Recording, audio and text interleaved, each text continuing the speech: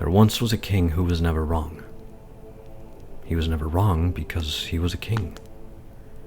And no one had ever told him he was wrong because he was a king, and kings are wise and never wrong. But one day the king came to realize there was a wolf inside of him. He could not see it, nor hear it, nor smell it, nor touch it. But he felt it in the glint of his own eyes, felt it in the malice of his heart, felt it in the hunger that gnawed at him when he sat alone. And he could not have been wrong about such things because he was a king, and kings are never wrong. And as the king came to realize there was a wolf inside of him, he grew fearful and paranoid, that if he felt the presence of the wolf within himself, so too would others. He feared that when his subjects sensed the vileness within him, they would turn on him and gut him like a beast. So when the advisors and the court came, the king turned them away, because he feared they might see his darkest secret. He feared they might speak aloud the thing that haunted him, because there was a wolf inside him, and kings are never wrong. One day a wise man came to the king's court. He was a scholar of many years, known for rooting out falsehoods and speaking truths. The wise man said to the king, "Majesty, your people grow restless. They whisper of neglect. Your ministers go unheard and the crops fail in the fields. You must listen or your kingdom will falter."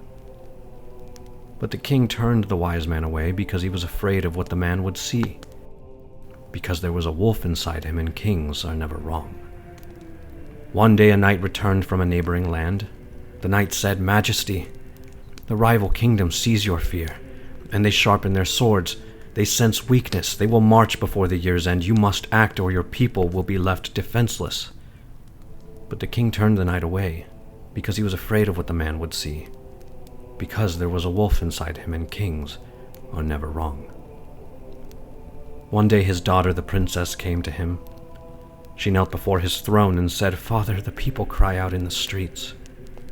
The palace gates are locked and the harvest rots. I beg you, open the gates, hear their cries, for they are your people and they love you still." But the king turned the princess away because he was afraid of what his daughter would see, because there was a wolf inside him, and kings are never wrong. And so the kingdom faltered.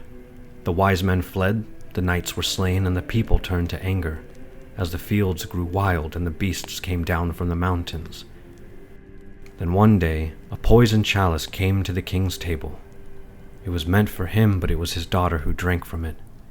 And the king howled in grief, for it was all the wolf's doing. And so the king hardened his heart. He grew cruel and lonely and tyrannical. He waged a bloody campaign to reclaim his strength. Villages burned.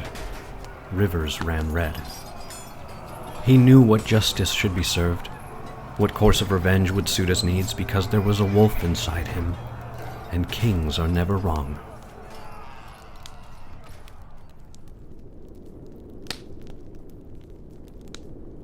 Until at last the king stood alone in his great hall.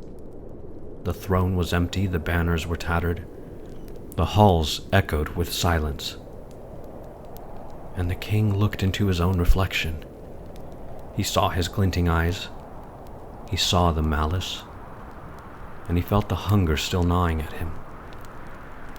And so the king brought a sword to his stomach and gutted himself like a beast. And there was no wolf inside him, only a king who was never wrong.